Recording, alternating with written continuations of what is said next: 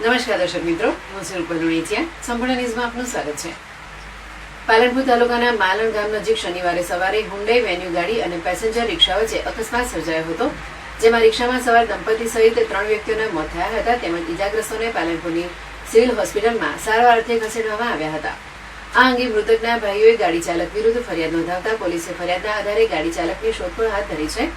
બનાસકાંઠામાં અકસ્માતોનું પ્રમાણ દિન પ્રતિદિન વધી રહ્યું છે, ત્યારે પાલનપુર તાલુકાના માલણ ગામ પાસે શનિવારે વહેલી સવારે હુન્ડાઈ વેન્યુ ગાડી નંબર GJ02DE 8932ના ચાલકે પોતાની ગાડી પૂર ઝડપે અને ગફલતભરી રીતે હંકારી passenger auto rickshaw number GJ8Z 4160ને ટક્કર મારી હતી, જેથી રિક્ષામાં બેઠેલા દંપતીનું ઘટના સ્થળે જ કમકમાટીભર્યું મોત નીપજ્યું હતું.